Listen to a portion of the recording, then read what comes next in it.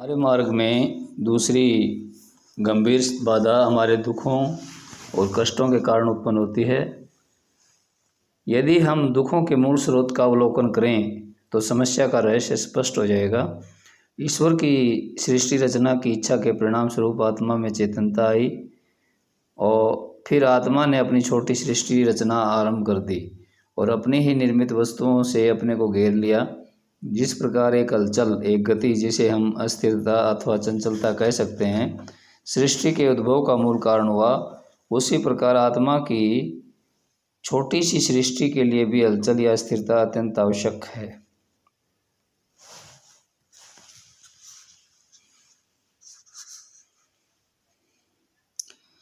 हम में भी इच्छा की शक्ति है, जिसे हम छोटी सृष्टि को बनाने वाले आवश्यक साधनों को शक्ति प्रदान करने में लगाते हैं। वे हमारे सामने हर शोक, सुख अथवा दुख के रूप में प्रकट होते हैं।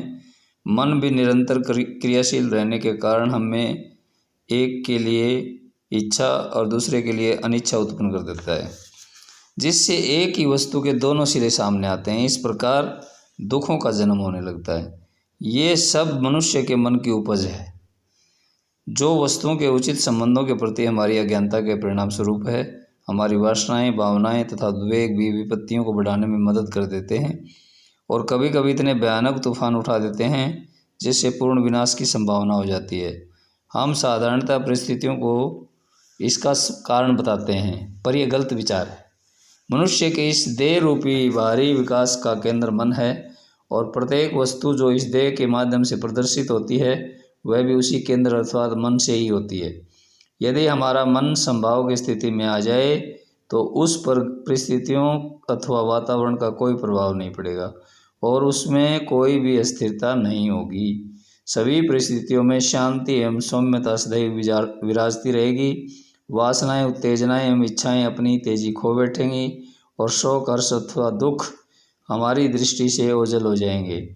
हमारी इच्छाएं दुखों का मूल कारण है, अतः दुखों का एकमात्र समाधान इच्छाओं को कम करना ही है। इच्छाएं जितनी ही कम होंगी उतने ही हमारे दुख कम होंगे, परंतु इच्छा विहीन हो जाना एक दूसरी समस्या है।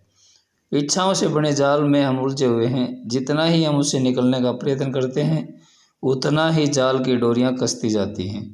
उलझनों से अपने आप को छुड़ाने का केवल एक ही उपाय है कि हम अपना ध्यान उनसे हटाकर अपनी दृष्टि असलियत पर ही लगा दें। यदि हम उनसे उदासीन रहने की आदत बना लें तो वे शीघ्र हमारी दृष्टि से ओझल होना प्रारंभ कर देंगी और फलस्वरूप हमारे दुख भी कम हो जाएंगे। हमारी दृष्टि के सामने केवल असलियत रह जाएगी और शेष प्रत्येक वस्तु अपना आकर्षण अथवा महत्व खो देगी।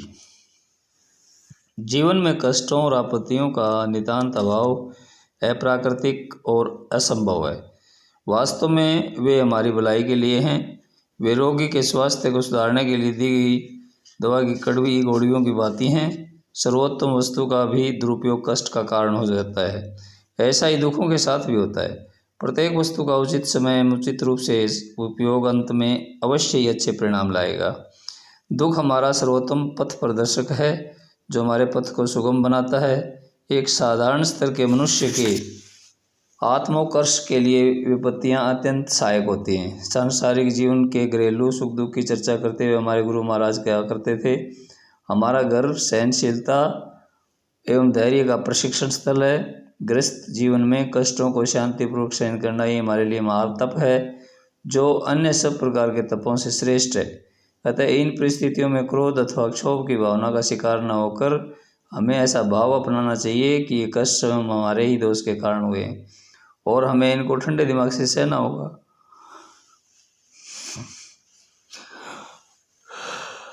कुछ लोगों के लिए जंगल का एकांतवास एवं दुनिया से किनारा कसी सहनशीलता एवं धैर्य पैदा करने का साधन हो सकते हैं, परंतु हमारे लिए तो मित्रों और संबंधियों की झिड़कियाँ और ताने सबसे बड़ी तपस्या और सफलता के निश्चित साधन हैं।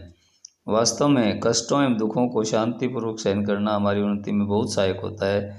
अतः ये हमारी प्रगति के लिए बहुत मूल्यवान रत्न है।